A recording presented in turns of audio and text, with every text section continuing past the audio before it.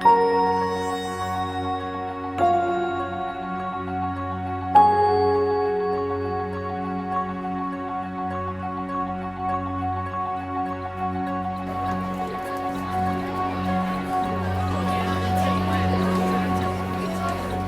first time you walk in, you just feel welcome. You know, everybody is offering you help or asking, you know, who you are, or, you know, the feeling of family at the school.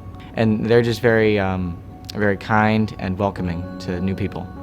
It's a different place here. Everyone, they want to excel in academics.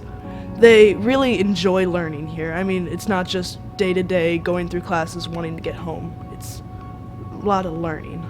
There's a sense of pride to being a Covington Latin school student in the sense that it's a highly selective school and not everyone gets in here. And so when students meet each other for the first time in orientation, they know that that student didn't just find their way in here without being somebody who is academically inclined. So I think they walk in the front door with an attitude of mutual respect for their classmates, and as they reveal themselves kind of to each other and getting to know each other throughout their 4 or 5 years at Covington Latin School, I think that those bonds just become deeper and deeper. They want more, and they want to encounter each other and challenge each other, and they want to discover. That's the other thing, is these kids are in a process of discovery, and that's remarkable to watch. We are a Catholic school. Our faith is central to us. Everything that we do revolves around our faith, because in many ways, if we don't have our faith, then we just become another school, a typical school, and we want to be more than that.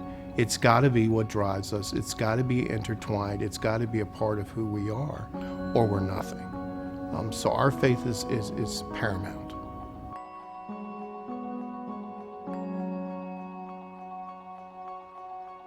Covington Latin, they act as a family, which I've never seen that before, instead of like a school, because everybody's friends and there aren't like cliques and everything, and I thought that was really interesting. They're all like us, you know. They all have academic and extracurricular goals that helps you push yourself if everyone around you have the same kind of goals and try hard. I think all the kids in Latin school can get along easily. Like, we're all pretty much the same, and everybody loves each other, and we're all friends. It's necessary when kids go to school that they see people that aren't them, okay? That they when they look at another person, they're not looking into a mirror, okay? Whether that's because these people come from different socioeconomic backgrounds, different ethnic backgrounds, different religious backgrounds. That's necessary, okay? That's part of education. It does give an opportunity for a particular kind of academic development, social development, formation in the religious values of our tradition here. To those who are Catholic, it should help to center and focus their academic life, their social life and all that within a religious context. Everything about a human life in some way touches on some element of religion and vice versa. So yes, they do learn the academic end of their faith. We've got a history. We've got a 2,000-year history of thought, development, philosophy, theology, and knowing something about where we came from is important if you want to know how we ought to be functioning now. So that's part of the goal, is to, we do want them to have an intellectual sense of where the faith has evolved, how it has evolved and developed. But we also want it to be a formative experience for them so that they grow up comfortable with the participation of their religion and in their participation in it. So I think that's important for those who are members of the church.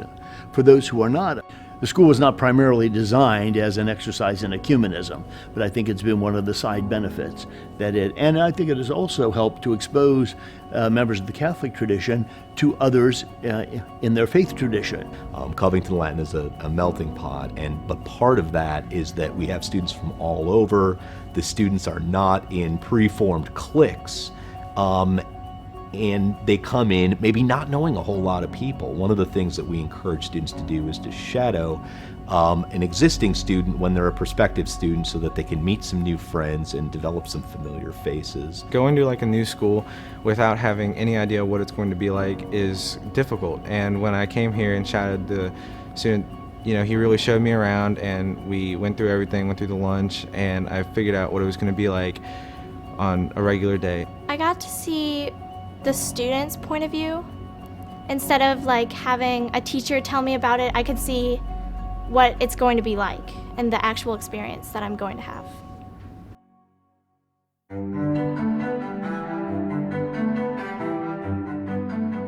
It really is the quality of the students. They are great. I push and I push, and they keep up with me.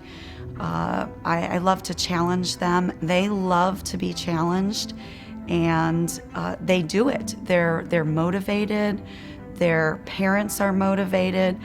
I've always been involved with my children in any school that they've been in, but not quite this much.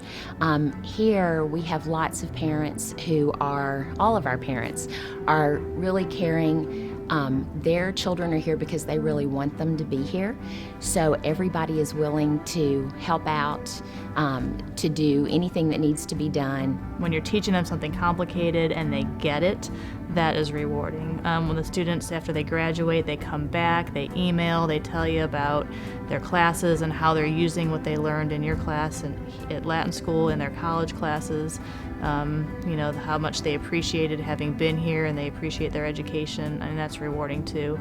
But every day, what brings me in every morning are the kids. Then the teachers kind of inspire you, because if you see that that they're doing something that they really like, then it kind of inspires you that if you do something that you really like, then it'll, your life will be a lot better.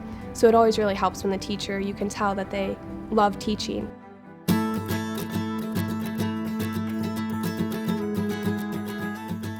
They are blessed with gifts that they've been given, and they are expected, because they have those many gifts, they are expected to give back, and they are expected to lead.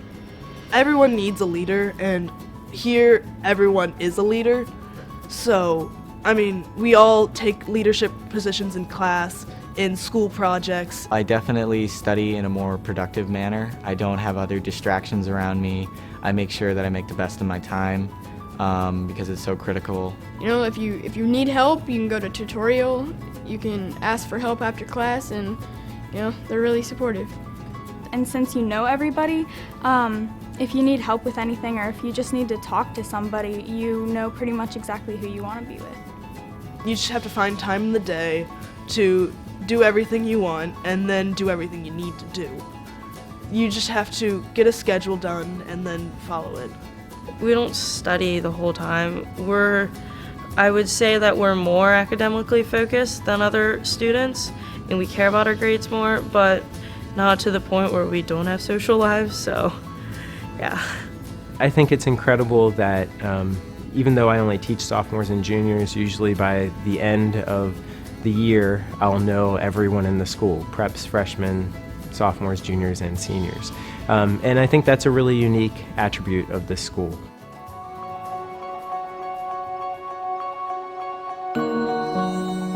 Our mission is to educate a relatively narrow band of the spectrum, but a band of the spectrum oftentimes that goes under-challenged. And in some ways, I think we as a society have an obligation to meet them where they are, and to challenge those students that are profoundly gifted or exceptional or just highly motivated.